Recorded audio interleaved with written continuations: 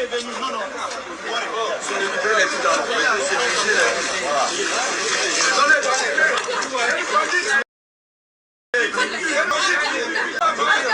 la voyez?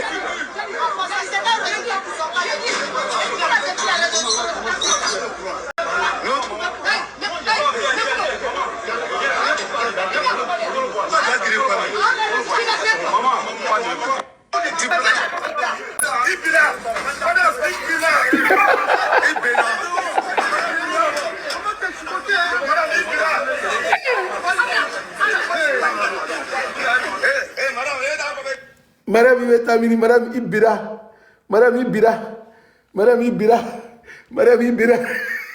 La Côte d'Ivoire aussi. La Côte d'Ivoire vole si bas. Hein? Notre pays comme ça là. C'est là-bas on parle du loi comme ça à la députée. Madame Ibira, Madame Ibira.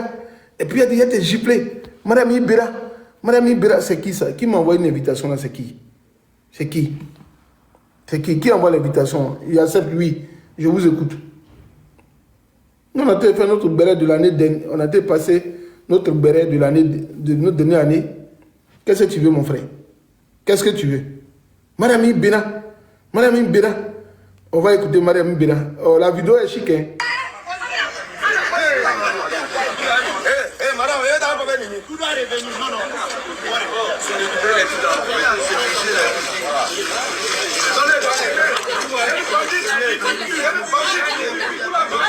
vous la voyez?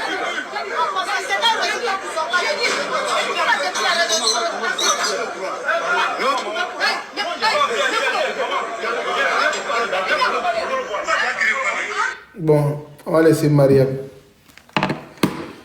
Et puis on va parler de la Côte d'Ivoire. On va laisser Mariam. On va parler de la Côte d'Ivoire. On va parler de la Côte d'Ivoire et puis de notre petit bilan sur la toile. Delphine, sois saluée. Moi, j'ai été très ravi. J'ai été très ravi de faire la connaissance de bonnes personnes comme des mauvaises pendant l'année 2025. Elle tient à sa fin. Nous sommes aujourd'hui le dernier jour de cette année.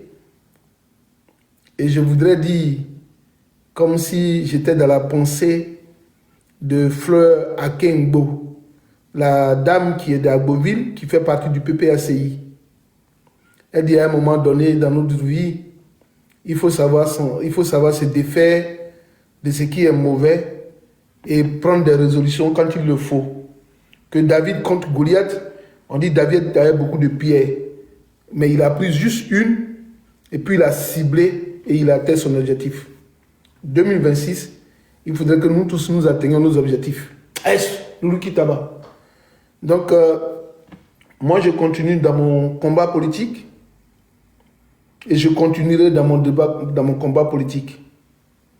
Parce qu'il a choisi un leader qui ne trahit pas ses militants et qui ne trahit pas ses compagnons de lutte. J'ai choisi Koudou Laurent Gbagbo. Je n'ai pas choisi un leader politique qui va me berner. 2020, nous sommes aujourd'hui à l'horaire de 2025. Ce soir, dans quelques heures, Alassane Dramane Ouattara vous fera certainement notre discours. Ce soir, vous les Ivoiriens. Alassane Dramane Ouattara, merci Francky, sortira ce soir pour vous faire un discours. Un discours qui sera rempli de beaucoup de mensonges, de promesses. Et c'est que l'année 2026 sera certainement l'année de... Comment on va appeler cette année 2026 par le gouvernement d'Alassane Dramane Ouattara? Ça sera l'année du développement à vitesse ou le développement à flèche ou le développement vertigineux ou le développement qui est plus qu'un TGV. Ça sera peut-être l'année de la femme ou de la jeune fille. Parce que chaque année, Alassane Dramane Ouattara dédie l'année aux jeunes. Il fut en Côte d'Ivoire une année où Alassane Dramane Ouattara nous a dit l'année 2023 ou l'année 2022 était l'année de la jeunesse. il promet 1 milliard par jour pour que la jeunesse ivoirienne voie leurs projets se réaliser. Nous sommes à l'horizon 2025. Quel sera donc le message qu'Alassane Dramane Ouattara va vous donner ce soir? Allez écouter, réécouter et venez nous dire ce qu'il va vous promettre. Moi, je ne crois pas à toute déclaration venant d'Alassane Dramane Ouattara. Toutes ces déclarations sont remplies de mensonges. Alassane Dramane Ouattara lui-même écale le mensonge. Merci beaucoup, Chouz, ma soeur. Merci à toi pour ce combat. Merci d'avoir fait partie des personnes que j'ai connues en 2025, en 2024 et 2025. Parce que toi et moi, 2024-2025, on s'est connus. Donc ce soir, tous les Ivoiriens, Alassane va venir ce soir vous produire un discours qui est rempli de rêves, de mensonges. Le même Alassane Dramane Ouattara va venir vous dire, cette fois-ci en Côte d'Ivoire, à 2 minutes de ta maison, tu trouveras un dispensaire, un commissariat de police, tu trouveras une gendarmerie et que tous les Ivoiriens sont égaux. Est-ce que vous comprenez? Alassane Dramane Ouattara, ce soir, va encore vous faire des promesses mirifiques. Oui, ce soir, il va leurrer le peuple ivoirien. Il vous dira certainement qu'il a libéré des prisonniers. Ce sera des prisonniers de droit commun ou des prisonniers d'opinion politique. Mais ce qui est sûr ce soir, il y a des gens qui vont retrouver leurs parents pour une grâce présidentielle. Donc vous irez devant les MACA, vous irez derrière les prisons civiles de Côte d'Ivoire pour revoir vos frères qui vont libérer ce soir. Certainement, des prisonniers politiques vont recouvrir la liberté, mais en étant sous contrôle judiciaire. Ou certainement ce soir, vous trouverez qu'il va dire tous ceux qui, malheureusement, ceux qui ont voulu qu'il n'y ait pas d'élection truquée en Côte d'Ivoire, Alassane va ce soir vous dire, vous êtes tous graciés, il n'y aura pas de poursuite judiciaire contre vous. À vous, je voudrais dire ce soir que c'est un guet-apens. Alassane va faire pour que vous rentrez en Côte d'Ivoire. Et une fois rentré en Côte d'Ivoire, il va vous affermer. Allez écouter ses promesses de ce soir. L'homme qui dit que c'est grâce à lui que la Côte d'Ivoire a une sécurité et que la Côte d'Ivoire n'est pas instable et que nous sommes à l'abri de l'insécurité, il viendra vous dire ce soir. Mais tenez-vous bien, la Côte d'Ivoire est parfois victime des attaques des terreaux. Mais on ne veut pas vous le dire parce que ça peut créer un sentiment d'insécurité au sein de la population ivoirienne. La Côte d'Ivoire, comme tout pays du monde, il n'y a pas de sécurité qui soit garantie à 100%. Ça ne se retrouve pas quelque part. Et nous sommes étonnés jusqu'à présent comment une personne peut dire c'est lui qui incarne l'instabilité d'un pays. Que lui, si et seulement si il n'est pas président, la Côte d'Ivoire n'aura pas sa tranquillité. Et qu'il est en train de nous dire de manière indirecte et que le jour qu'il partira, la Côte d'Ivoire sera la proie des terreaux et des crimes de droit commun. Voilà une personne qui nous dit ainsi. Je voudrais donc à tous les gars vous rappeler le développement de la Côte d'Ivoire à l'horizon 2020. On nous a promis l'inauguration du métro d'Abidjan. En 2015, tous les Abidjanais devaient avoir donc recours à des moyens de locomotion et à des moyens de locomotion urbains. La fluidité au niveau du transport. Mais il faut constater que les Ivoiriens n'ont pas vu le métro. On nous avait promis en 2010 que chaque Ivoirien allait avoir un appartement, un logement social. Les logements sociaux, on ne les a pas vus. On nous a promis qu'en Côte d'Ivoire, aucun Ivoirien n'ira en prison pour son appartenance ou pour son opinion politique. Il faut regarder aujourd'hui en Côte d'Ivoire. On nous a promis qu'une fois au pouvoir, on fera la lumière sur la rébellion ivoirienne. Les coups d'État de 1999, l'assassinat de Bogadoudou, l'assassinat de Guy Robert. Jusqu'à preuve contraire, aucune conclusion d'enquête. Nous regardons seulement la vie. C'est en Côte d'Ivoire, on voit cela. En Côte d'Ivoire, Alassane Dramane Ouattara a dit devant tout le monde, quand moi je serai au pouvoir, il n'y aura aucune exclusion.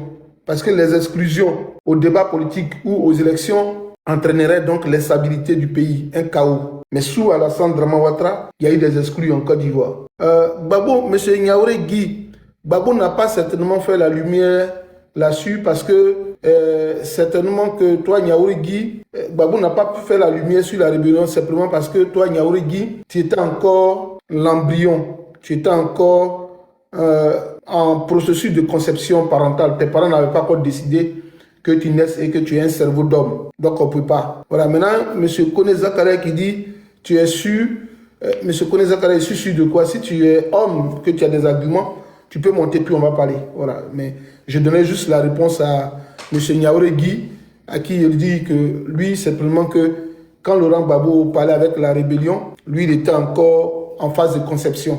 Il était un peu un embryon. Voilà, il n'était pas encore, ou un fœtus. Il n'était pas encore de ce monde.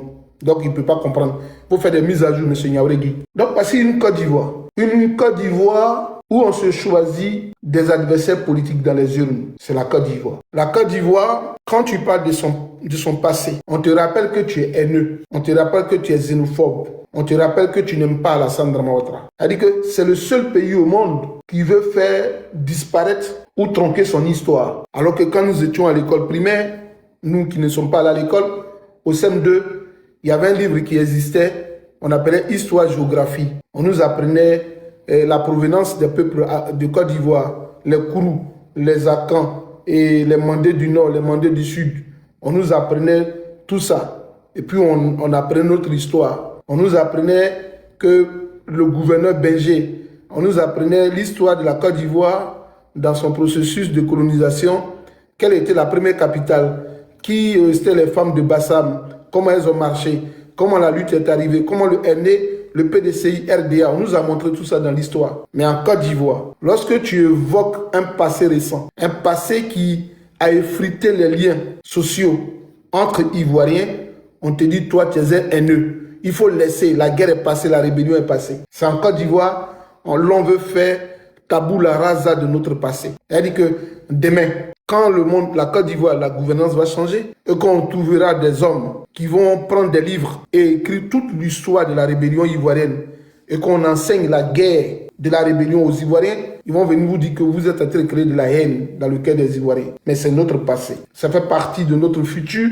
ça fera partie de notre présent, et ça fera partie de la Côte d'Ivoire au-delà de nous. C'est-à-dire que quand nous, on va mourir demain, nos petits-enfants vont naître, arrière-petits-enfants, ils vont mourir. On saura qu'en Côte d'Ivoire, il y a eu une rébellion et il y a eu des gens qui ont éliminé certaines personnes. Ça, on ne peut pas se mentir. Mais il y a une chose qui dérange. Lorsque tu parles de cette rébellion, on te dit soit tantôt, les militants du RDR vont te dire « Oh, la rébellion là, Gbagbo les a initiés. Oh, la rébellion là, Gbagbo les a initiés. Oh, la rébellion, Gbagbo les a initiés. Gbagbo même, il n'a pas été capable de protéger le pays. » Tu dis « Bon, j'ai compris. Gbagbo les a initiés. L'amnistie, c'est trop fort pour vous, donc vous ne pouvez pas comprendre quelque chose. » Mais on dit Gbagbo n'a pas été capable de sécuriser la Côte d'Ivoire, raison pour laquelle ça a été attaqué. On leur rappelle le 11 septembre des attaques, quand George Bush était au pouvoir aux États-Unis, en plein midi, des avions ont pris d'assaut le centre des États-Unis et puis il y a eu des attaques. On leur demande, est-ce que monsieur George Bush n'avait-il pas prêté serment de protéger les Américains? Ils ne te répondent pas, ils disent c'est pas la même chose. Bon, quand ils te disent la même chose, tu leur demandes mais pourquoi vous dites c'est pas la même chose? Ils disent là-bas, c'est un attentat terroriste. En Côte d'Ivoire, c'est une rébellion. On dit d'accord. Mais est-ce que les rebelles ne sont pas la terreur comme les terroristes? Là, ils ne peuvent pas te répondre. Parce qu'ils ne savent pas que les rebelles et les terroristes ont le même modus operandi. Ils éliminent des gens qui sont les rebelles. Ils éliminent des gens qui ne sont pas du même bord politique qu'eux ou qui sont opposés à eux. Donc ceux qui sont opposés à eux, il y a une divergence peut-être politique, religieuse ou d'appartenance à une ethnie. Quand les terroristes agissent, ils disent que les autres qui sont en face d'eux là, ils n'appartiennent pas à la même idéologie religieuse ou politique. Et donc ils vont les éliminer. Donc les rebelles et les terreaux ont le même mode opératoire pour commettre les crimes. Quand tu leur dis ça, ils disent oh c'est faux. Tu dis va te renseigner. Même il y a une complexité en Europe ici pour définir le terrorisme. Mais ça s'apparente parfois à la rébellion. Il dit oui, tu leur dis ça. Et puis tu leur dis mais est-ce que Alassane Dramane Ouattara n'a-t-il pas prêté serment de protéger les Ivoiriens? Ils disent oui, il a prêté serment pour protéger les Ivoiriens. Et puis tu leur dis bon, et l'attaque djihadiste de Bassam, pourquoi ça a été perpétré? Il dit non. Ça, ce sont des terroristes. Tu dis, et l'attaque de Kafalo dans les autres zones de Côte d'Ivoire, là, comment ça a eu lieu? Il dit, non, ce n'est pas la même chose. Tu vois, dans cette réflexion, on trouve limité les militants du RDR. Très, très limité. Quand ils n'ont pas d'argument, Il dit la comparaison n'existe pas. C'est ça la Côte d'Ivoire nouvelle. Désormais en Côte d'Ivoire, on est en train de partir vers l'époque de la pierre taillée. Nous sommes les seuls Africains en termes de démocratie qui recusons la démocratie pour aller vers le monde de la monarchie ou même l'âge de la pierre taillée, parce que la barbarie en Côte d'Ivoire. En Côte d'Ivoire, pour la même infraction inscrite dans le code de procédure pénale ou dans le code pénal ivoirien, quand un opposant a frein à la règle, il est du coup rappelé par la justice ivoirienne. Mais quand un homme du pouvoir commet cette infraction, il y a une échappatoire de justice. C'est là que le procureur de la République qui sort puis dit, il met en exergue tout ce qu'il a comme prérogative, dit la poursuite ou l'action pénale, l'action publique doit être engagée par le procureur de la République qui soit à l'opportunité de faire une poursuite ou de classer l'affaire sans suite. C'est le procureur celui qui peut le faire. Et il nous montre ce côté-là quand il s'agit des opposants en Côte d'Ivoire. Vous comprenez? C'est en Côte d'Ivoire on voit ça. On dit, et Damana Diapikas, il a déchiré les PV des élections en Côte d'Ivoire. Merci Étoile, merci. Damana Diapikas a déchiré les PV des élections en Côte d'Ivoire.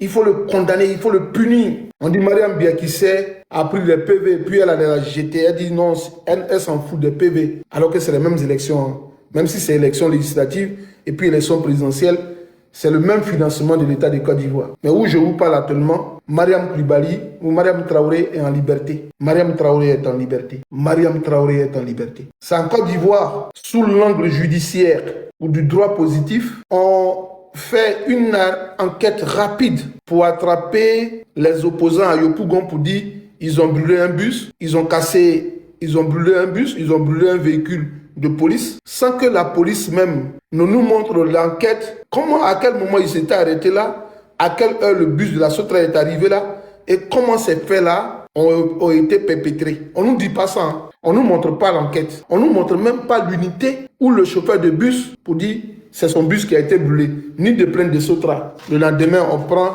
les militants du PPACI et puis on met un procès verbal devant eux et puis on dit il faut lire. Oui, c'est nous, on reconnaît, c'est nous, on a brûlé le bus. Voilà, et puis bon, c'est nous. On les présente comme des terroristes à la télévision nationale de Côte d'Ivoire. Le ministre de l'Intérieur vient faire une déclaration qui condamne totalement nos frères. On les met à la maca. Et puis, subitement, l'affaire est restée sans suite. Non classés, ils sont à la prison jusqu'à présent. Et arrive une crise post-électorale. Les élections de 2025, octobre 2025. On arrive à Nayo et puis il y a des morts. Et un individu sort, il s'appelle Doumbouya. Il met sa caméra sur TikTok, sur Facebook, et puis il dit c'est nous on a tué, on a déjà les bêtés à Nayo. Moi Doumbouya, on a déjà les bêtés à Nayo. Bon, va gérer busy là, chez ta mère là-bas, comment j'ai busy? Tu penses qu'on est là pour busy?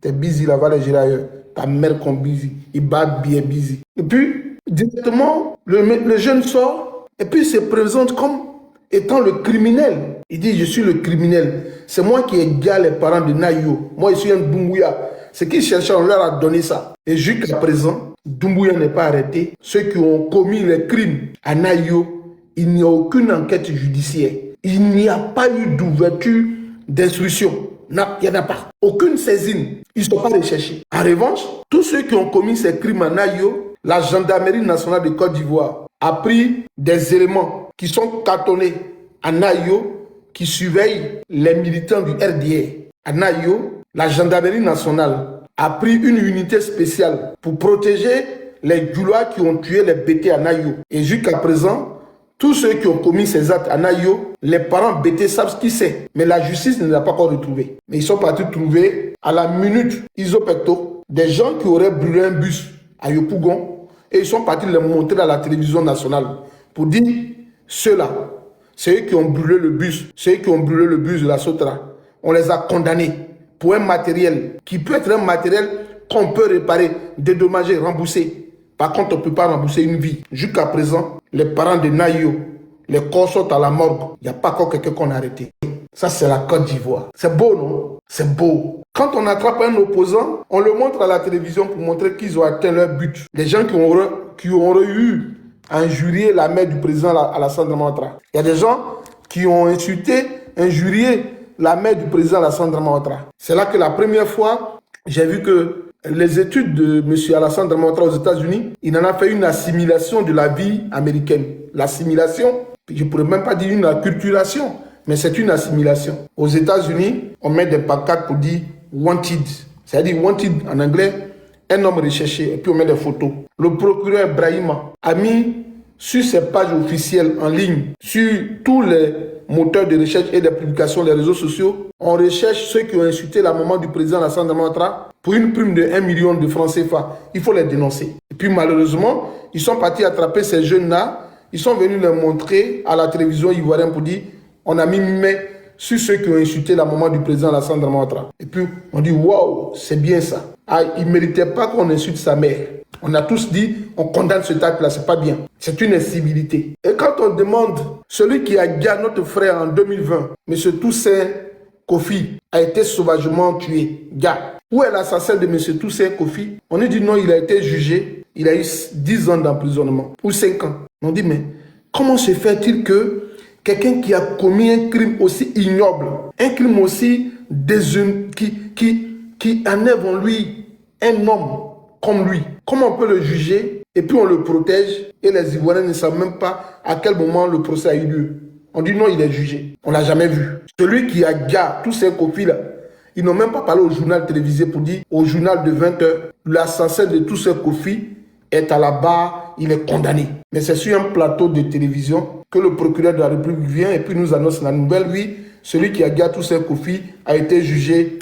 On dit d'accord. Si vous avez attrapé celui qui a insulté la mère d'Alassane Dramane Ouattara et ceux qui ont dit, ils vont aller taquer la tête de Gbagbo Laurent, ils vont aller déterrer la maman de Gbagbo Laurent et puis ils vont jouer à la tête de Laurent Gbagbo. On dit, ils sont partis les attraper, ceux qui menaçaient là. On dit, mais vous les avez attrapés où? Ils sont où? On dit, ils sont à la Maca. On dit, mais comment le mode opératoire de leur arrestation est si différent des opposants politiques? On dit, non, ils sont arrêtés. On ne les voit jamais. Parce qu'ils savent qu'en réalité, ces personnes ne sont pas arrêtées. Vous voyez, on est dans l'amplification des inégalités et des frustrations des Ivoiriens. Et ces cas de frustration et des inégalités entraînent toujours la révolte. Est-ce que vous comprenez ce soir? Nous sommes en train de finir 2025. On va rentrer dans 2026 sans que nos mentalités n'aient à changer. Nos mentalités restent statiques en Côte d'Ivoire. Nos mentalités n'arrivent jamais à se mouvoir. Nos mentalités restent statiques en Côte d'Ivoire. C'est ça la Côte d'Ivoire. Ce que je vous dis, vous pouvez aller le vérifier en Côte d'Ivoire. Ce que je suis en train de vous dire, c'est un constat qui est vrai au pays, dans notre pays. C'est un constat qui est réel. C'est un constat qui est réel. C'est même pas un débat. C'est pas matière à discuter. Vous tapotez pas le live, mais c'est pas grave. Si vous tapotez, vous êtes 80, ça va nous donner plus d'audience. Mais vous tapotez pas. Mais écoutez, même avec 10 personnes, je vais parler. Parce que c'est ce qui est dans mon cœur. C'est ce qu'on vit vrai. Et c'est ce qui est réel en Côte d'Ivoire. Il ne faudrait pas qu'on se leurre. Il ne faudrait pas qu'on se mente. Si vous voulez mieux comprendre le mot, il ne faudrait pas qu'on se mente. La Côte d'Ivoire est sur une braise, une pente glissante. Un homme en France ici sort et puis il dit, c'est moi qui ai ôté la vie. Comme on va dire, gars, on va parler un peu. J'aime pas trop parler le français un peu familier de la Côte d'Ivoire où on dit nouchi là. Gars là, j'aime pas pour que les gens qui m'écoutent attendent mieux. Même si on me resterait, c'est pas grave. Elle dit, quelqu'un a fait un aveu. Il dit, moi en Côte d'Ivoire, j'avais ma manière d'agir. Les plus chanceux là, ils sont devenus handicapés. Les moins chanceux, ils sont morts. Moi, c'est Bob le mannequin. Un individu se présente comme ça. Puis quand tous les militants du RDF viennent en France, il a leur compagnie. Et puis on me dit, ceux qui ont dit on va gagner Gbagbo là, on les a mis en prison. C'est quelle incongruité. Il y a de l'incohérence. Le monsieur dit que lui, par son biais, par son action, il y a des Ivoiriens qui sont handicapés. Et il y en a qui sont morts. Que lui, c'est un homme à craindre. Et puis les officiels du RDF viennent en France. On le reçoit. Il se promène avec eux. Il mange avec eux. Vous croyez que ceux qui sont en Côte d'Ivoire sont vraiment arrêtés? Vous le croyez réellement? Pourquoi on va se leurrer? Vous voyez, un jour, j'ai dit à une amie qu'il y a un schéma de science qui vient devant moi tous les jours quand je parle. Mais c'est à la fois pas une science, pas de matière juridique, mais c'est une science sociale qu'on va appeler ici la science sociale, mais science de l'éducation. C'est comme tu es chez toi à la maison. Puis il y a un enfant qui est tutoré chez vous. C'est-à-dire que vous prenez un enfant comme il est, et vous le prenez pour qu'il soit chez vous. C'est ce qu'on appelle un enfant qui n'est pas de vous, mais dont vous êtes le tuteur. Puis il est plus âgé que vos enfants biologiques. Mais comme il est l'enfant tutoré, devant vos enfants lui font des bêtises. Et vous regardez. À chaque moment, il vient vous dire, ah papa, tonton, ton fils là qui a 2 ans, là, il m'a giflé à midi. Puis tu dis, viens ici, pourquoi tu l'as giflé? Tu vois pas qu'il est plus âgé que toi? Et puis devant ton enfant, tu parles comme ça. Et puis ton enfant pleure, papa, non, c'est parce qu'il est giflé. Et puis tu appelles ton enfant dans la maison, tu lui dis, tu as bien fait, mais ne fais pas ça devant moi, ne fais pas ça devant. Tu l'as bien fait, tu as bien fait de le gifler. L'enfant que tu prends à huis clos, pour lui dire que l'acte qu'il a posé est noble, est bon, mais devant que tu viens de critiquer, à ton absence, il y aura toujours la force d'agir sur lui qui est plus âgé que lui. Parce qu'il a déjà ton accord. Donc il va se croire plus supérieur aux autres. C'est ce que le RDR fait. Le RDR dit à ses militants, agissez. Vous agissez jusqu'à comme vous voulez. Mais finalement, vous n'aurez rien, n'ayez pas crainte. Et cela s'est formalisé par les propos du président de la République de Côte d'Ivoire, M. Alassane Dramane Ouattara, braqueur des élections présidentielles, qui dans une assemblée, dans une foule, devant une foule, a traité les Ivoiriens de chiens. Comment on peut vous traiter de chiens? Celui-là même qui est le premier citoyen du pays, président de la République de Côte d'Ivoire, traite les autres qui ne sont pas de son camp de chiens. Comment ces militants vont agir devant nous? Si le premier président, le premier Ivoirien, le responsable de la politique ivoirienne ose à dire que ce sont des chiens. Prenez garde dans vos quartiers. Comment vous voulez qu'on nous traite? Comment vous voulez qu'on vous traite? Vous voulez que vos droits soient respectés? Voilà pourquoi il y a des déguerpissements en Côte d'Ivoire sans aviser. Voilà pourquoi on casse vos magasins sans aviser. Parce qu'un chien errant, il est devant ta maison. Tu as la possibilité, légitime possibilité, de lapider ce chien pour qu'il aille loin. Même tu peux le tuer parce que c'est un chien errant. On ne prend pas soin. Donc le président de la République de Côte d'Ivoire nous a traités tous de chiens. Et donc ce soir, son discours va s'adresser à ses militants et pas aux chiens. Nous sommes chiens. Nous n'oublions jamais que le président Alassane Dramane Ouattara nous appelait des chiens. Et son discours n'a jamais été repris et condamné. Mais ces mêmes militants du RDR, ces patelins, ces matous, sont partis se plaindre quand ils ont attendu. Petit Mossi va chez toi, on va installer Gbagbo. Petit Mossi va chez toi, on va installer Gbagbo. Ils sont partis dire, il faut que les médias, les réseaux sociaux, on leur envoie les images pour ceux qui ont chanté Petit Mossi va chez toi. Il faut qu'on les arrête. Ils doivent répondre de leurs actes. C'est pas mignon ça. C'est pas beau ça. Ils sont venus se plaindre à la télé pour dire, Petit Mossi là, c'est une injure. C'est des propos qui peuvent diviser les Ivoiriens. Il faut trouver donc tout possible pour que les gens s'excusent. Et même le procureur de la République est venu parler à la télévision. Il faut chercher ceux qui ont chanté Petit Mossi va chez toi. Ce sont des propos xénophobes. Il faut les arrêter parce qu'ils sont partis trop loin. Et de l'autre côté de la tribune, on traite les Ivoiriens de chiens et le procureur de la République ne parle pas. Persévérance, est-ce que tu comprends cette analyse? Les gars, si vous comprenez l'analyse, il faut tapoter pour voir comment les Ivoiriens ne sont pas traités à la même enseigne. Est-ce qu'en Côte d'Ivoire, nous sommes tous égaux devant la loi? Est-ce que vous pensez que on mérite le même traitement en Côte d'Ivoire? C'est une indignation totale. Je parle de ma patrie. Je parle de la Côte d'Ivoire, chère à moi et chère à vous. Où on a entendu Petit Mossi va chez toi. On va installer Gbagbo. C'est devenu un délit. C'était plutôt considéré comme un délit. Il fallait donc sanctionner. Et de l'autre côté de la tribune, on attend un chef d'État qui dit, ces petits chiens-là, prenez soin de vos quartiers. Surveillez vos quartiers. Il y a des chiens qui vont venir passer. Prenez soin d'eux. Et puis, il n'y a pas quelqu'un qui a pu parler. Ça m'a rendu triste qu'on nous ait traités de chiens. Mais à la différence de son intelligence, des limites d'Alassane Dramane Ouattara, Laurent Gbagbo est sorti pour dire à ses militants, ne dites pas Petit Mossi va chez toi. Je ne veux plus que vous le répétiez. Hein. Ne répétez plus ça quand vous allez sortir. Je vous conseille de ne pas le dire. Ça peut gêner. Ne dites pas Petit Mossi va chez toi. Mais Alassane Dramane Ouattara s'est-il rattrapé dans son discours pour venir vous dire « Je m'excuse de vous avoir traité de petits chiens ». Jamais il va le faire. Nous sommes des chiens. Depuis 2002 que la rébellion est venue en Côte d'Ivoire, nous avons été traités comme des chiens, raison pour laquelle nous n'avons pas droit à la justice. Voici la conclusion.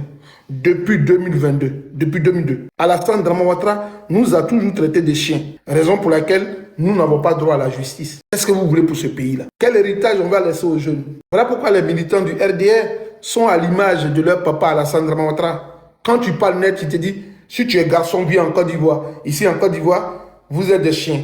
Quand vous allez venir là, on va s'occuper de vous. Et puis ça ne va pas quelque part. À tête bon. En ben à befra, kaa kugulo tale.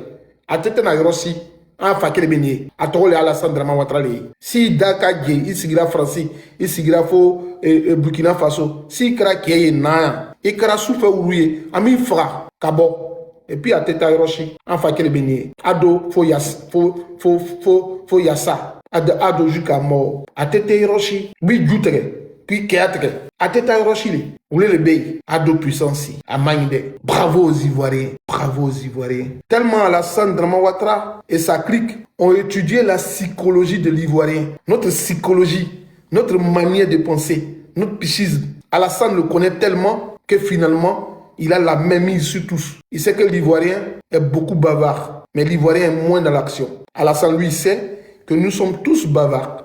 On est moins dans l'action. Ivoirien a peur de verser le sang. Il le sait. Raison pour laquelle dans cette rébellion, il y avait toutes les nationalités de la sous-région pour venir commettre les exactions en Côte d'Ivoire. Sinon que l'Ivoirien, par essence, est un homme non violent. Ivoirien, c'est l'amusement. Mais Alassane dit, ceux-là, si tu sèmes la terreur dans leur cerveau, si tu arrives à les traumatiser, ils ne vont plus sortir. Et de cas pense qu'on est sous l'empire d'un médicament, d'un fétiche. C'est parce qu'il connaît nos mentalités. En tout cas, il a pris soin de nous étudier. Et il sait que nos corps habillés, nos gendarmes policiers sont tous des poules mouillées, sont des mauviettes. Il sait qu'en Côte d'Ivoire, quand il voit un policier, un gendarme, il a envie de devenir riche, pas pour le combat. Nos policiers et gendarmes que vous voyez en Côte d'Ivoire, surtout les gendarmes militaires, c'est des hommes chocos, qu'on dit.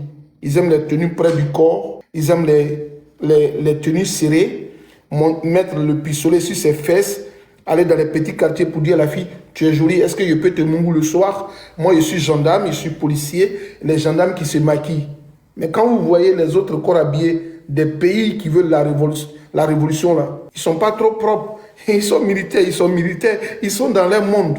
Mais chez nous, en Côte d'Ivoire, c'est le seul pays au monde où tu vois un général, il a le gros ventre, il a des immeubles. Et le commissaire de police, il est riche, il a la drogue, lui-même vend la drogue.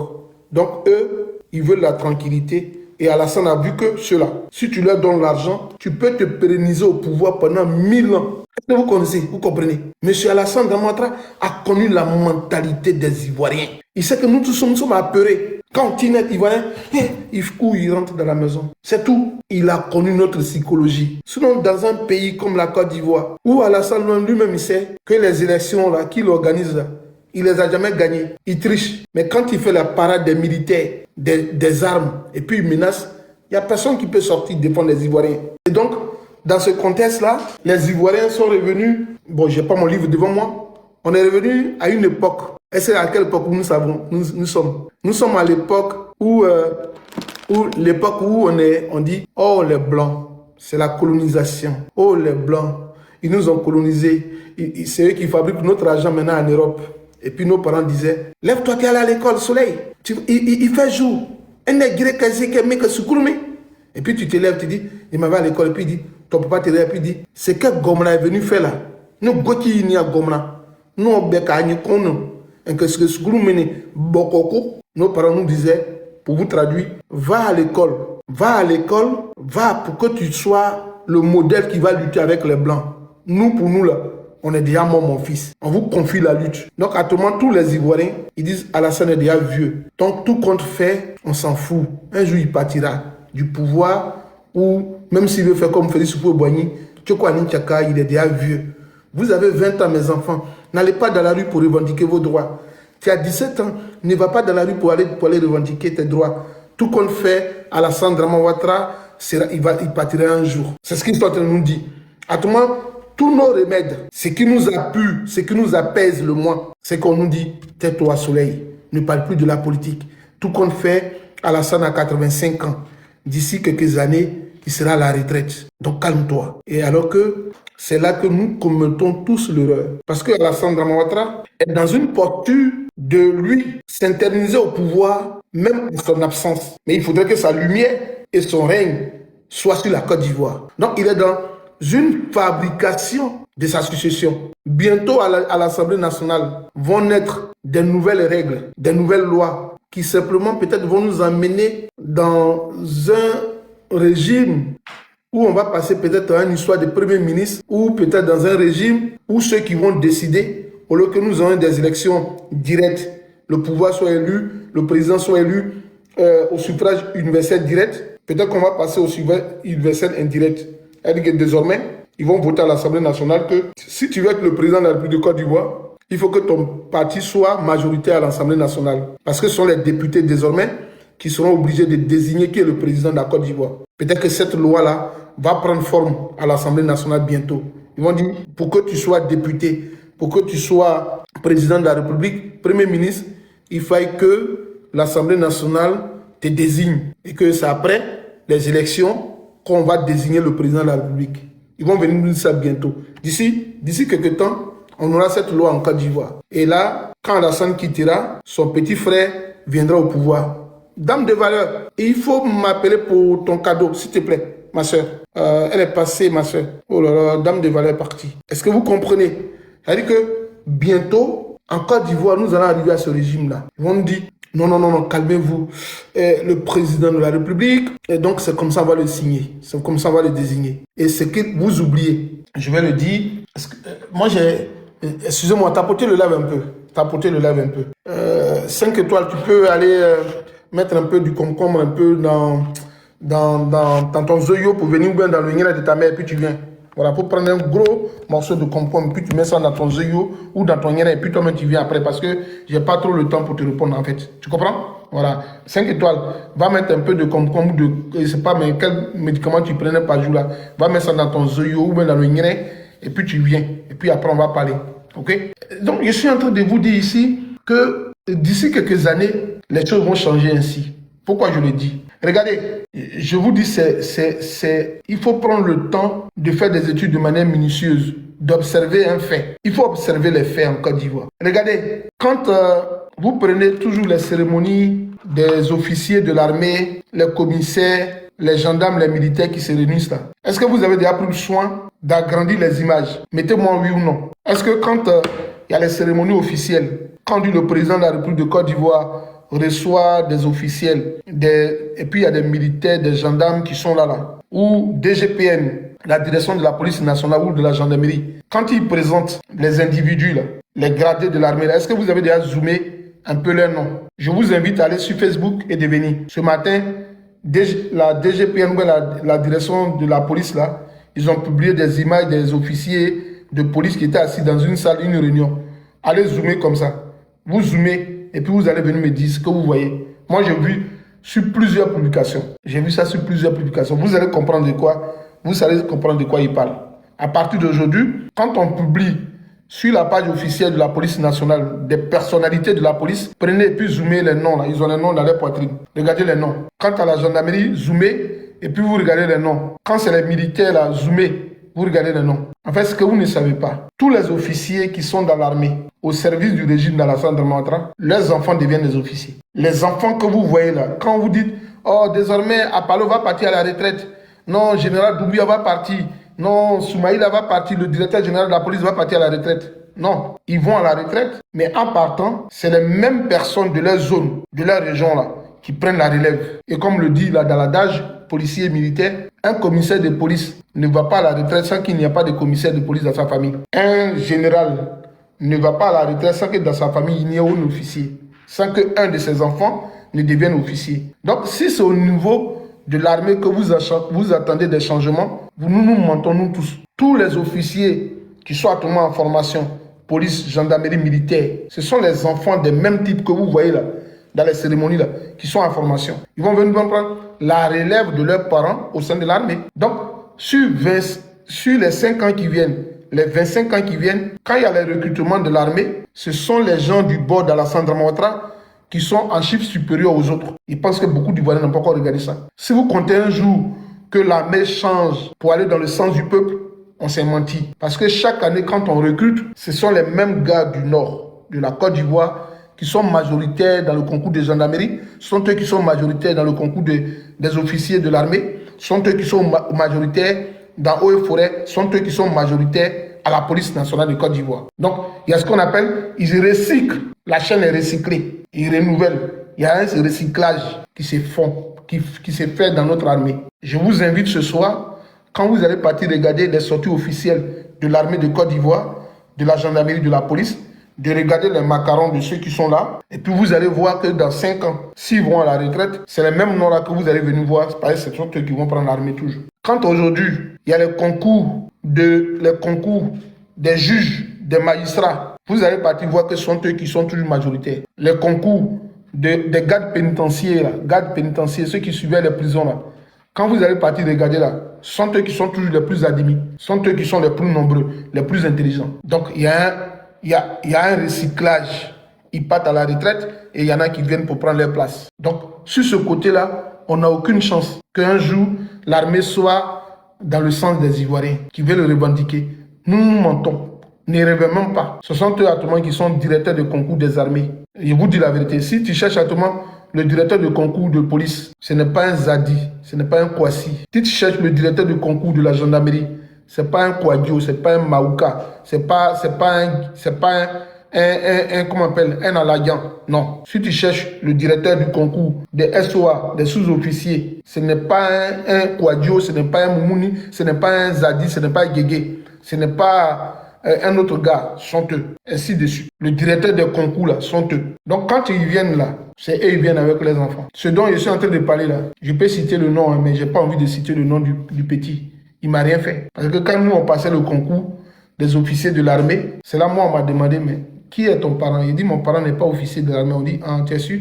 Il dit, non, je n'ai pas de parents. Le monsieur dit, c'est vrai. Il dit, non, il n'est pas de parents. Quand j'ai quitté la salle, le monsieur est venu, un autre monsieur est venu, un marin. Il est venu avec son fils. Et puis devant le sous-officier, c'était un adjudant Atier qui devait faire l'examen pour voir si l'enfant n'a pas de coco. Mais le papa était arrêté. Le papa là, le monsieur dont il parle, il s'appelle Koné. Il n'a pas envie de dire tout son nom. Mais Koné, petit Koné était mis à genoux. Ils ont fouillé. Et puis son papa est gradé, il est colonel. Mais le colonel est rentré à l'armée que moi. Aujourd'hui, il est capitaine. Donc ce sont eux qui sont en train de remplacer l'armée. Donc sur ce côté, on n'a pas de chance. On n'a aucune chance. Nous sommes livrés à nous-mêmes. Nous sommes livrés à nous-mêmes. Nous sommes livrés à nous-mêmes. Aujourd'hui, quand vous voyez la désignation des candidats du RADP aux élections législatives à Gagnoua, chez moi, il y a une fille bêtée qui est Gagnoua, qui est de Gagnoua, qui est RADP. Elle est de Gagnoua, elle est RADP. Elle a voulu poser sa candidature. Ils lui ont dit non. Il y a un Gula qui est déjà député à Gagnoua. Toi, tu veux venir faire quoi? Ils ont dit non, ta candidature n'est pas acceptée. Dans plusieurs régions où ils ont voulu prendre un fils de la ville qui est RADP, il n'est pas dit un autre parti politique. Ils lui ont dit non, on ne veut pas ta candidature. On préfère plutôt un homme du Nord qui est dans la ville de devenir député. Est-ce que vous comprenez? Il y a des gens, ils ont refusé la candidature chez eux-mêmes. Hein. Ils sont des Gagnois, ils sont des villages, ils sont RADP, c'est chez eux. Ils sont venus, on dit non, ta candidature, on ne veut pas. Mais on préfère le fils d'immigrants là. On préfère qu'il soit notre candidat dans ta circoncision devant toi-même. Ça ne vous dit pas des choses. C'est-à-dire que eux, ils veulent prendre toute la Côte d'Ivoire en otage. C'est-à-dire que aujourd'hui, quand ils arrivent en Côte d'Ivoire, ce sont tous les premiers. Quand vous arrivez à l'aéroport Félix Houphouët-Boigny, quand ils voient les douaniers, les policiers qui sont là, ce sont eux. Souvent même, ça les gêne, donc ils enlèvent leur nom. Quand tu arrives quand tu arrives dans les brigades de gendarmerie, ce sont eux. Quand tu arrives dans les commissariats de police, ce sont eux qui sont majoritaires. Quand tu arrives dans les sections de douane, ce sont eux les majoritaires. Ce sont eux. Ils sont partout. Personne d'autre ne le fait. Regardez les cérémonies officielles. Et puis vous allez me dire que je mens.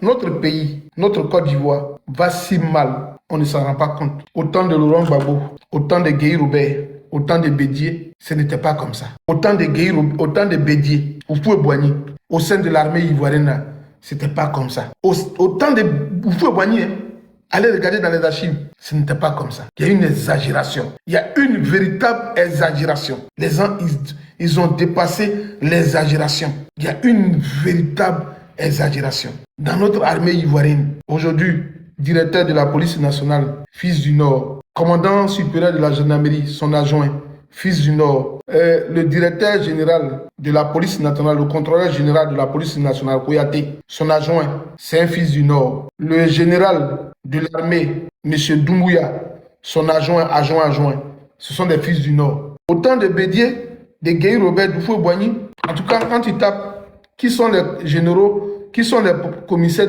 autant de Bobo Loura même on avait eu Brendou Mbia qui était Agni, on avait eu le directeur général de la police, c'était Brendou Mbia qui est Agni, le chef d'état-major de l'armée, c'était Philippe Mangou. Le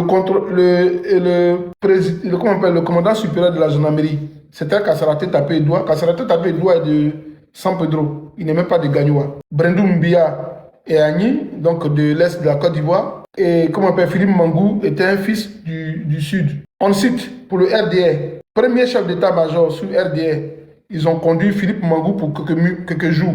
Après, quand Philippe Mangou a quitté, ils ont mis le général Soumaïla Bakayoko. Quand le général Soumaïla Bakayoko a quitté, ils ont mis le général Kone. Quand le général Kone a quitté, ils ont mis le général Doumbouya, qui est jusqu'aujourd'hui en fonction. Au niveau de la gendarmerie, ils ont mis le gars là, monsieur le Baoulé là, le premier commandant supérieur de la gendarmerie, c'était un Baoulé. Dès que le Baoulé a quitté net, ils ont mis Apalo Touré. Aujourd'hui, ça fait près de combien d'années Apalo est lui seul là-bas. Et au niveau de la police, depuis qu'ils sont au pouvoir, c'est M. Koyaté seulement qui est seulement lui seul le directeur général contrôleur de la police nationale. Est-ce que vous voyez? Les trois là viennent de quelle région? Ils viennent du nord. Partez chercher pour Bédier. Vous ne trouvez pas des Baoulés. Vous ne trouvez pas uniquement des Baoulés. Cherchez pour Foué-Boigny. Vous ne trouverez jamais des Baoulés à la tête de l'armée. Autant de Foué-Boigny. Non. Autant de Guéhi Robert, non. Autant de Babon, non. Mais depuis qu'Alassane est venu, pour que son pouvoir soit exclusivement dans leurs mains, il a pris que les gens du Nord et puis il les a nommés dans tous les postes stratégiques de l'armée de Côte d'Ivoire. Le directeur de PPLC, il est enfant du Nord. PPLC, là, il est enfant du Nord. PLCC, il est enfant du Nord. Les grandes unités d'intervention au niveau de la police, les grands commandements au niveau de la police nationale, les unités d'intervention, ce sont les Gulois, les gens du Nord. Les grands commandements au niveau de la gendarmerie, y compris les brigades de gendarmerie, les escadrons, ce sont les gens du Nord. La majorité sont les gens du Nord. Au niveau de l'armée, de l'air et de terre, tous les commandements appartiennent aux gens du Nord. Donc ce côté-là, c'est un acquis pour eux. C'est un acquis. Les gars, dites-moi, le match de la Côte d'Ivoire, c'est à quelle heure? Côte d'Ivoire, c'est à quelle heure? Le match de la Côte d'Ivoire, c'est à quelle heure? Côte d'Ivoire, dites-moi, pardon, donnez-moi l'heure. C'est à quelle heure le match? Est-ce que... À 20h, d'accord, merci. Donc dans quelques minutes. Est-ce que vous comprenez? Donc je suis en train de faire, en quelque sorte, une revue. Merci beaucoup, ma soeur. Merci à vous deux, mes deux soeurs. Merci. Nous sommes ici en train de passer en revue ce qui est la plaie de la Côte d'Ivoire. La véritable plaie de la Côte d'Ivoire. Tous ces mécanismes-là, Alassane les a instaurés. Et aujourd'hui, ceux qui disaient discrimination, on ne parle plus de discrimination en Côte d'Ivoire. Mais ça, c'est une discrimination. Aujourd'hui, il y a une association des douaniers de Côte d'Ivoire musulmans. Il y a une association des douaniers musulmans au sein de l'armée qui est reconnue, au sein des paramilitaires, des parapoliciers. Parce que les douaniers, c'est parapoliciers. Et ils ont une association reconnue, parrainée par M. Adama Bitogo. Ils sont musulmans, dans l'administration, ils sont reconnus comme association des musulmans de Côte d'Ivoire, douaniers de Côte d'Ivoire. Ouais, la Côte d'Ivoire est doux, hein, les gars. Notre pays est doux. Hein. En Côte d'Ivoire, on trouve désormais un syndicat ou un groupe des militants du RDR qui sont des professeurs de lycée, des professeurs d'université, des professeurs de, des professeurs de collège et des insisteurs. Il y a aujourd'hui des syndicats, des insisteurs RDR. Il y a des syndicats des insisteurs et des professeurs de collège RDR, des instituteurs de l'enseignement RDR. Je n'ai pas encore vu ça dans un pays développé. Je n'ai pas encore vu ça. Si vous avez vu, donnez-moi un exemple. Moi, je n'ai pas encore vu. Une année, il y a eu des grévistes dans l'enseignement primaire. Loulou, arrête-moi ton bruit. Dans l'enseignement primaire, et puis, c'était ahurissant. Les autres sont pas allés à l'école. Et puis, il y a une dame dont je tais le nom qui fait partie du syndicat des instituteurs du RDA dans une école. Ceux qui ne sont pas venus là, elle a écrit leur nom et puis ils ont envoyé ça au ministère.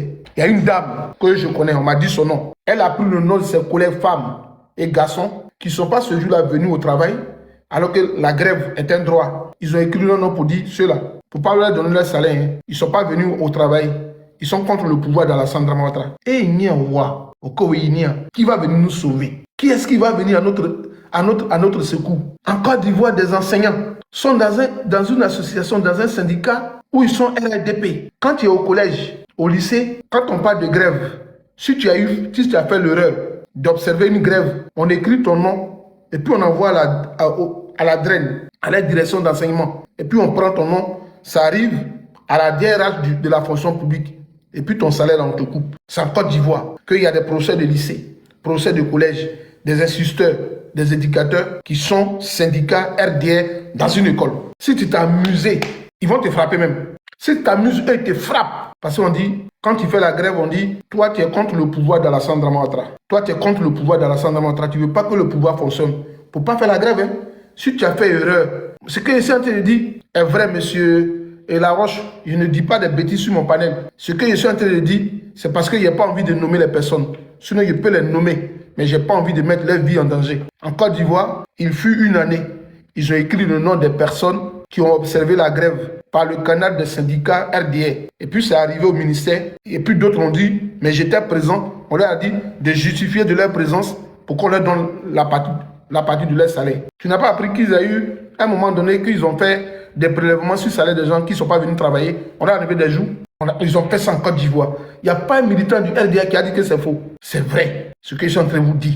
La plaie est profonde. Ouais, ça c'est en Côte d'Ivoire. C'est la Côte d'Ivoire. La plaie est profonde. Hein. Vous êtes sur une pente glissante. Hein. La frustration, elle est grave. C'est pas de la plaisanterie, monsieur. Il n'y a pas des choses pour faire plaisanterie. Pourquoi il a fait un live et puis il a bouffé ma connexion internet et puis il a fait plaisanterie. Ce que je suis en train de vous dire, il y a des Ivoiriens qui sont témoins. Les Ivoiriens qui sont témoins. C'est ça. Voilà. Et ils font ça. Et puis ça ne va pas quelque part. Vous n'avez pas vu, monsieur Laroche, il y a près de 62 filles ou 64 admis au concours de CAFOP en Côte d'Ivoire, au nord de la Côte d'Ivoire. Et puis ils ont fait une cérémonie d'hommage aux députés qui les a aidés pour avoir le concours. Vous avez oublié ça? C'est le bilan de 2025 qu'on a en train de faire. Hein. Dans quelques minutes, on va couper le live. Vous n'êtes pas témoin de ça, les gars? Vous n'avez pas vécu ça? Moi, je ne mens pas. Hein. Il y a une fille qui dit qu'elle a passé le concours de CAFOP depuis 2010. Ça n'a pas marché. Son mari est mort. Et puis finalement, grâce aux députés, ils sont rentrés au CAFOP. Ils étaient 64 personnes qui ont fait une journée de reconnaissance aux députés qui les a aidés à avoir le concours de CAFOP. Députés RDR. Et puis, il faut faire la déduction, il faut faire le lien. Il faut faire ce qu'on appelle le lien de causalité. Si le député les a aidés, RDR, à avoir le concours de RDR, tu les as vus où? Tu les as vus où empêcher à faire des réunions dans une école, mon frère? Et Badialo, débatté. Il faut monter, tu vas me dire, où ils ont tenu une réunion, et puis ils ont pris le nom des gens pour aller les mettre en prison, pour leur enlever leur salaire. Tu peux monter. Mais écoute-moi ce que je te dis d'abord. Et puis tu vas me dire, au temps de Laurent Gbagbo, c'est quel député qui a organisé une cérémonie solennelle de reconnaissance de ses amis. Et puis ils sont venus le saluer. Tu montes et puis tu te mets la vidéo de la jeune fille. La jeune fille dit, nous sommes émus. Grâce aux députés, nous avons eu notre concours de CAFOP. Grâce au canal, au réseau du député, on a eu notre concours de CAFOP. Ils étaient 64 personnes. C'est au nord de la Côte d'Ivoire.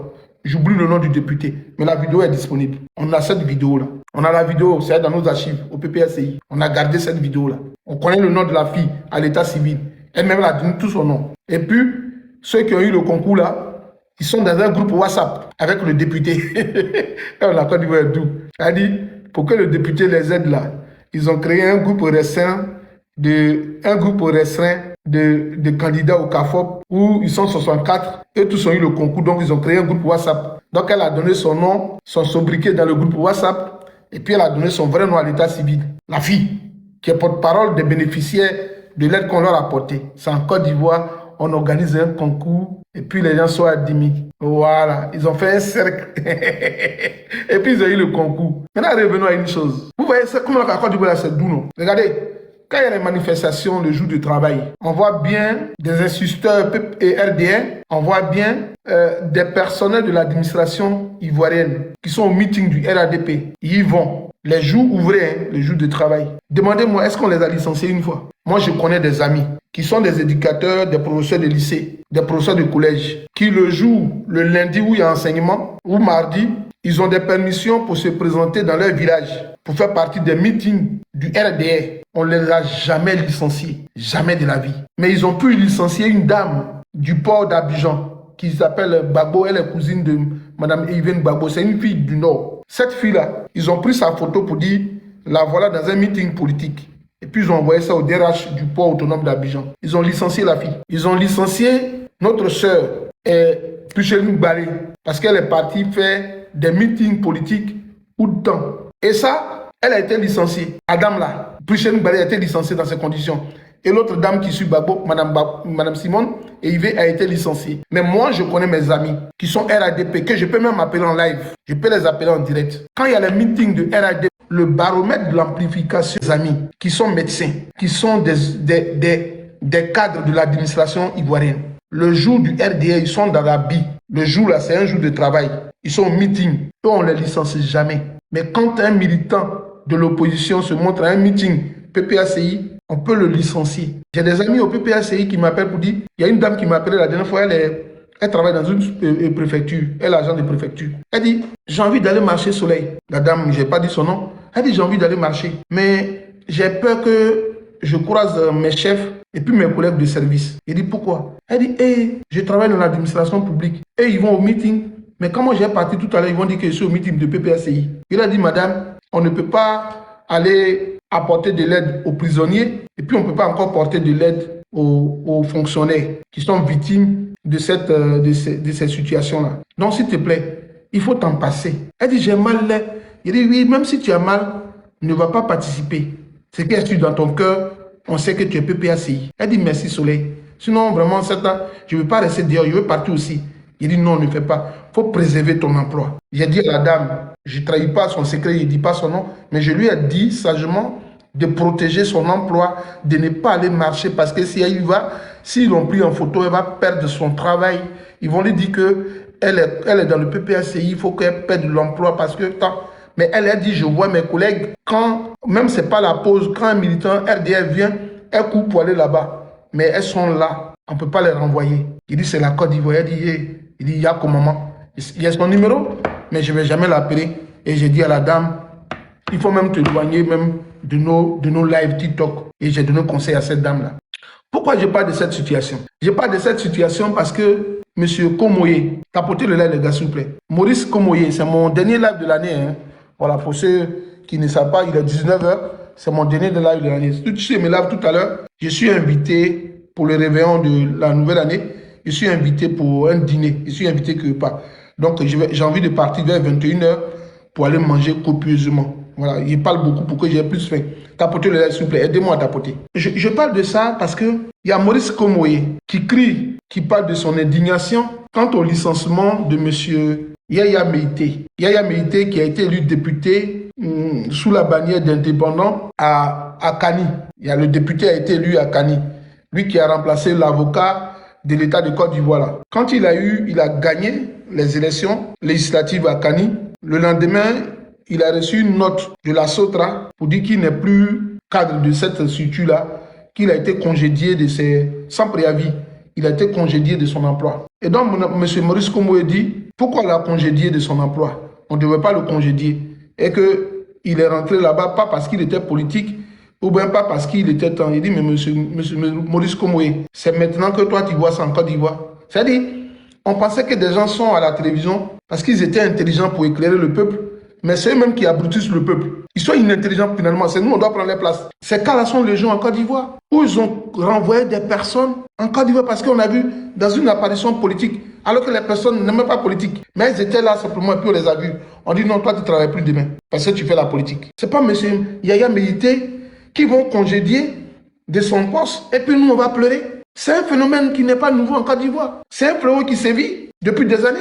M. Maurice Komoye n'a jamais compris quelque chose. Si tu n'es pas RADP, libère le tabouret. M. Maurice Komoye, lui, il est tombé du ciel. Que c'est maintenant qui connaît la Côte d'Ivoire. En Côte d'Ivoire, là, tous ceux qui sont directeurs de police, directeurs de la gendarmerie, directeurs ou chefs d'état-major de la Côte d'Ivoire, là, la majorité sont des RDA. Tous ceux qui sont présidents d'une institution en Côte d'Ivoire, ils sont RDA. Tous ceux qui sont présidents, procureurs en Côte d'Ivoire, ils sont RDA. Tous ceux qui occupent des postes clés en Côte d'Ivoire, ils sont RDA. Si tu n'es pas RADP, libère le tabouret. C'est maintenant, M. Maurice Komoye, c'est ça. Les gens ne sont pas dans les bureaux en Côte d'Ivoire par compétence. Il y a des gens qui occupent des fonctions en Côte d'Ivoire, pas par compétence. Si compétence il y est, M.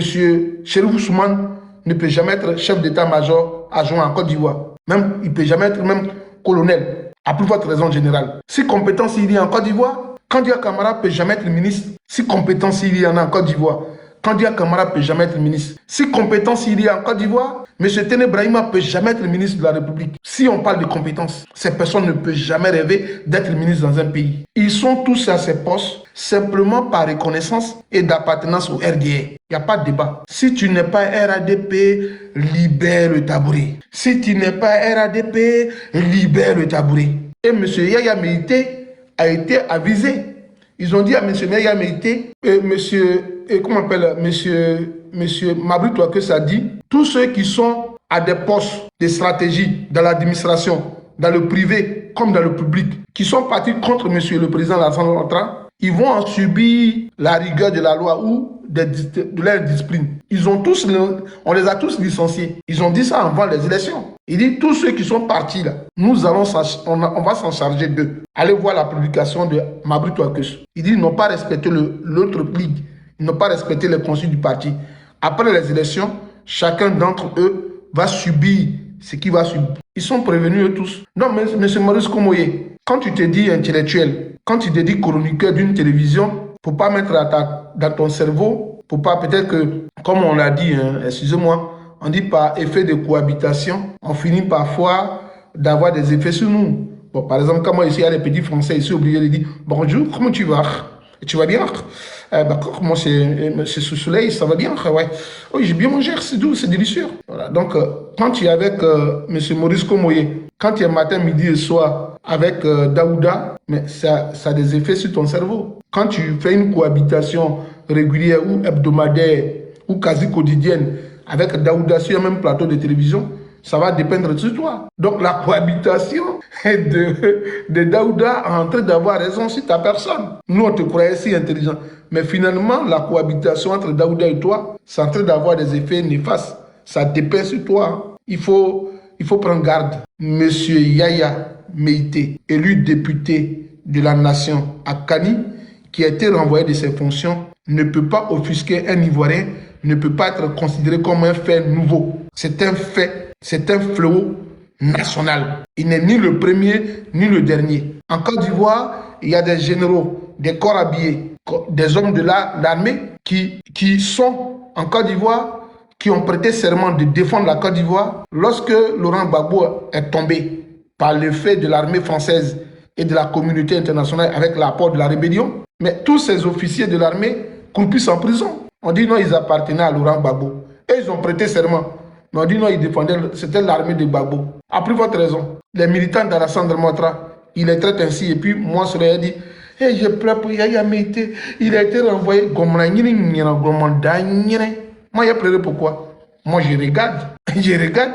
On dit, deux personnes sont dans une couille, ils te frappent matin, midi et soir. Ils sont en train de faire bagarre. Toi, on va manger, va danser. Tu vas aller à la rescousse, tu vas aller séparer.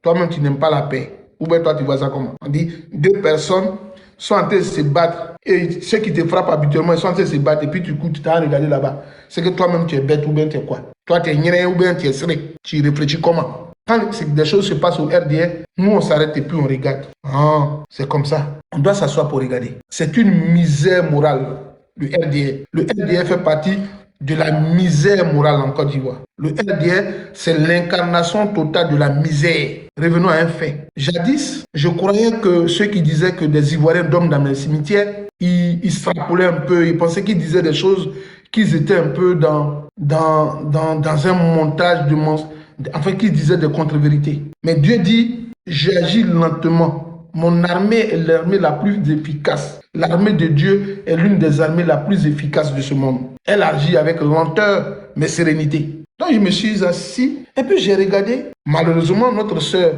nous quitte. Et donc à son enterrement, les gens vont découvrir qu'à William Civil, vraisemblablement, des Ivoiriens dorment dans un caveau familial. Il dit, mais les gens de l'AES disaient que les Ivoiriens dorment dans les cimetières. Ils pensaient que c'était faux. Il dit, oh, mais eux aussi, ils exagèrent. Comment les gens peuvent dormir dans des cimetières? Non, c'est faux. Mais Dieu dit non, calme-toi. Tu verras la vérité. Elle va t'affranchir. Il dit donc, il faut qu'elle m'affranchisse. Et puis, j'ai prié. Et la vérité a fini par me franchir. Et j'ai vu que, comment on appelle, Fernand Dédé, qui est journaliste sportif, mais qui est peut-être proche maintenant du RDA, est parti au cimetière de William Civil, dans un caveau familial. Caveau. Mais eux aussi, ils ont mis beaucoup d'argent dans le caveau, là. Hein. Ça ressemble vraiment à une villa de Beverly Hills. C'est un caveau. Hein.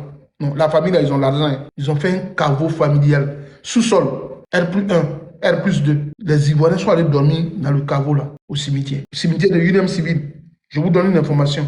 Il y a des Ivoiriens qui dorment au cimetière. Ils dormaient dans un caveau. C'est maintenant qu'on a la déguerpie d'un caveau. Des Ivoiriens. Silko, sois salué. Des Ivoiriens, hommes ivoiriens. Quand Nadia Sambé est décédé, ils sont partis à son enterrement. Ils ont vu un fait surréaliste. Ils ont vu, il y avait un couturier dedans. Il y avait un temps. Il dormait dans un caveau à William Civil. Au milieu des morts, Ivoiriens dormaient dans un caveau. Pays développé. Côte d'Ivoire. Notre belle Côte d'Ivoire. On a vu des gens qui dormaient dans un caveau. Ouais, il faut applaudir ça.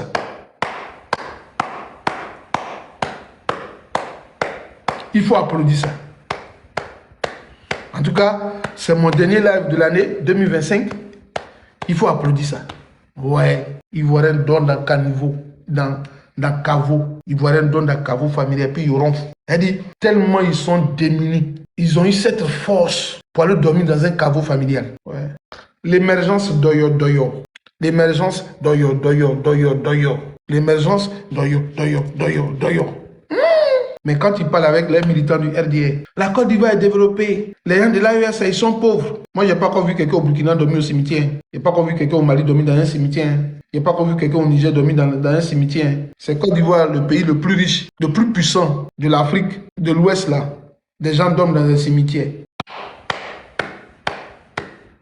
C'est grave, mais c'est la Côte d'Ivoire. Et puis, il y a quelque chose d'autre qui me revient en tête au moment où je vous parle. On dit... Arthur Banga nous a dit que c'est parce que les Ivoiriens sont riches qu'ils font immigration. Ouais, ça aussi. Mon premier live de l'année 2025 et 26, je vais le faire dimanche. Dimanche, quand il a fait ce live-là, je vais vous montrer des cimetières de pas perdus, des hommes inconnus dans le Maghreb.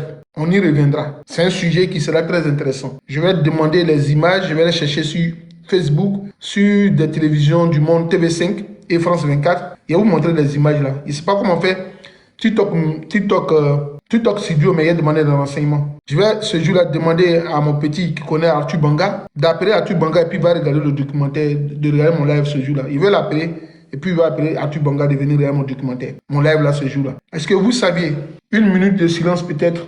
On va rester calme pendant une minute. Merci à vous. Vous n'avez pas touché l'écran. Vous avez respecté les 1 minute de silence. Est-ce que vous saviez, mes yeux se mouillent, mes yeux deviennent rouges quand c'est sensible. Est-ce que vous savez que les Africains subsahariens sont enterrés en Libye, sont enterrés en Tunisie? Est-ce que vous saviez ça? Il y a des Ivoiriens, des Maliens, il y a des Afriques subsahariens, mais d'autres Ivoiriens sont enterrés au Mali et sont enterrés dans le Maghreb. Et puis souvent, sur leur tombe là, on met ça. Sur la tombe, on met les vêtements, on met un signe, on met des chaussures. Je vous dis, hein, c'est un sujet qui est très sensible. On met ça, on met le t-shirt, on met soit la chaussure ou la poupée. J'ai écouté une femme arabe, un monsieur arabe. Ils ont mis le cimetière des Arabes musulmans ailleurs, et puis ils ont mis les cimetières de nos frères là loin. Et puis le monsieur est enterré, et puis il dit, on lui a posé une question, on dit, pourquoi tu mets le t-shirt à côté de la tombe? Il dit, le jour que ses parents passeront peut-être ici, qu'ils vont chercher leur enfant, peut-être qu'ils vont reconnaître le vêtement de leur enfant. Et pourquoi tu as mis la poupée et la chaussure? Il dit, non, la poupée et la chaussure, pour moi, c'est leur identification. C'est pas ça seul qu'on peut les identifier. Il y a d'autres qu'on identifie par les chaînes. Il y en a qu'on identifie par les chaînes. Il y en a qu'on identifie par les boucles d'oreilles et puis ils attachent et puis ils mettent ça sur les tombes. Au lieu de mettre le nom de la personne sur la tombe, ils mettent les chaussures, tout. J'ai regardé ce documentaire. Il dit c'est quand l'eau rejette leur corps que finalement ces ONG-là font le tour des plages de la mer en Tunisie, en Libye, pour retrouver nos frères et puis les enterrer. Il dit, waouh Dieu. Est-ce que Arthur Banga a regardé ce documentaire-là? Si Arthur Banga a regardé ce documentaire, jamais il ne viendra sur une chaîne de télé pour dire que ceux qui partent à l'immigration, là, ceux qui quittent la Côte d'Ivoire, c'est parce qu'ils sont riches. Si on met cette vidéo de France 24 qui a fait le documentaire, et puis on met Arthur Banga, et puis on dit, il faut regarder.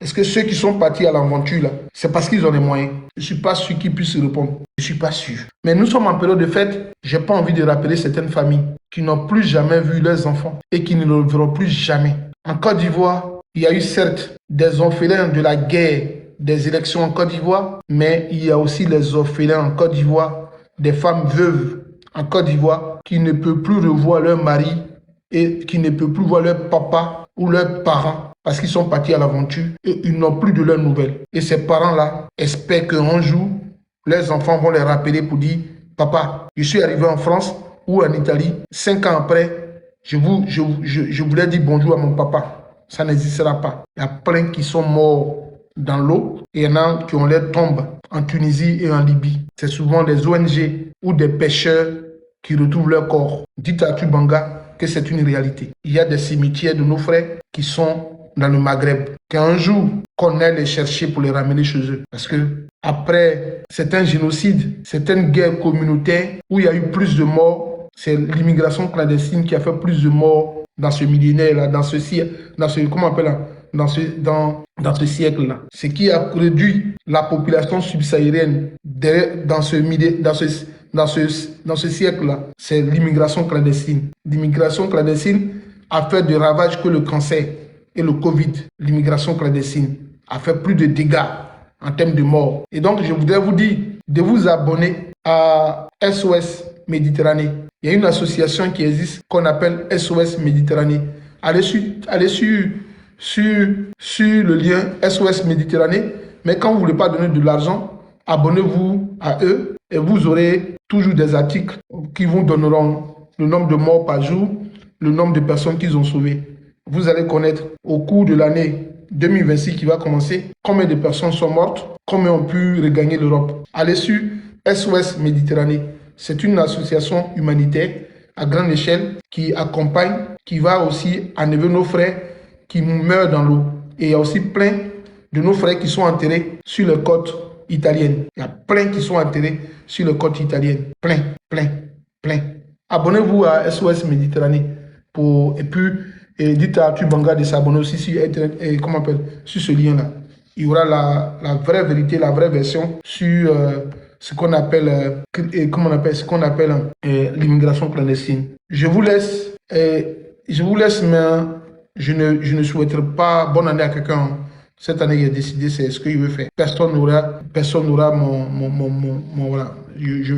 C'est ma décision, je ne souhaite à personne ces gens de comédie-là. Pourquoi? Pour une raison. Je me suis assis et puis j'ai écrit. Je suis souvent fou, hein. Souvent, je suis fou un peu.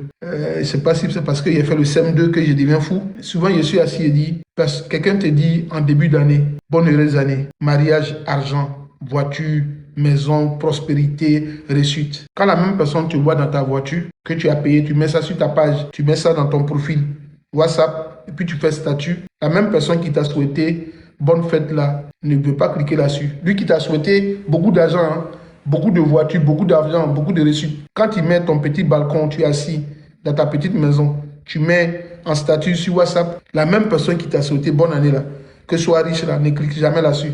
Il dit jamais félicitations. Et quand la personne te dit mariage dans ta vie, tu lui montres ta bague de mariage, tu t'es marié, tu mets en statut, il ne va pas cliquer là-dessus pour dire félicitations. Quand la personne te dit bon voyage, tu es dans l'avion, tu es assis, tu postes la photo sur tes réseaux sociaux, la personne qui t'a souhaité ne va pas venir dire félicitations pour ton voyage. Non, il ne te dira pas. Il va voir ton statut et puis il va passer. La même personne te dit je veux que tu aies beaucoup d'enfants. Tu es à l'hôpital et puis ton enfant vient au monde, tu prends photo, tu mets un statut. Dans un groupe où vous appartenez, la personne ne viendra pas te mettre félicitations pour ton nouveau-né, que Dieu le garde. À quoi c'est bon donc de se souhaiter tous ces messages dont vous ne pensez pas à la réalité? À quoi c'est bon de se souhaiter des messages qui sont remplis d'hypocrisie et ces messages qui ne sont pas vrais? À quoi ça sert? Donc cette année, j'ai décidé de ne pas répondre à un message de joyeuse bonne fête et bonne heureuse année. Je ne réponds pas. Si tu envoies, j'ai iPhone, je fais comme ça et puis je mets non vu et puis je supprime. Je ne répondrai pas à un message dans ce sens-là. Voilà. Je m'aime, j'aime ma famille. Basta, pas de message. Celui qui m'a appelé cette nuit à 1h du matin, à minuit, pour dire je t'appelle pour te dire joyeuse fête, bonne heureuse année. Et dès que tu es en train de dire ça, il met la musique et puis il danse. Puis tu me dis mais je te souhaite bonne fête, non? Je t'appelle pour ça. Il dit non mon gars, s'il te plaît, garde ton énergie. L'année est encore longue. Donc, je suis indisponible pour vos messages de bonne heureuse année. Je suis indisponible pour vos appels à partir de cet instant-là jusqu'au 15 janvier. Voilà. Et puis le 15 janvier, le 2 janvier, quand je ferai mon live, je vais enlever les commentaires. Pour ne même pas que je voie en commentaire bonne heureuse année. C'est ma décision, c'est ma vérité. Je ne suis pas là pour des messages remplis de fake news. Je ne suis pas là pour des messages remplis d'hypocrisie. Je ne suis pas là pour des amitiés qui ne sont pas saines, qui ne sont pas vraies. Je m'en gaba. Voilà. Merci, victoire de Dieu. Il faut le faire. Restez loin. Tout ce que vous avez à faire vous-même, c'est de prier Dieu pour vous et de demander pardon à Dieu. À part ça, là, laissez ces messages-là. Je vous dis la vérité, il sait de quoi il parle. Les gens qui disaient tu es mon frère, tu es ma soeur, d'une autre mère, depuis 10 ans, 5 ans, n'ont même pas pris tes nouvelles. Tu as mis ta photo sur Instagram, ils n'ont même pas vu, ils n'ont même pas cliqué pour te dire mon gars, ça va bien 2 jours. Tu mets sur Facebook, il vient, il passe. Tu n'as même pas vu. Il voit même ton anniversaire. Il n'est même pas là. Tout. C'est la nuit là. Tu attends comme on était parti dans le 1er janvier là. Ouais, 1er janvier de l'année 2026.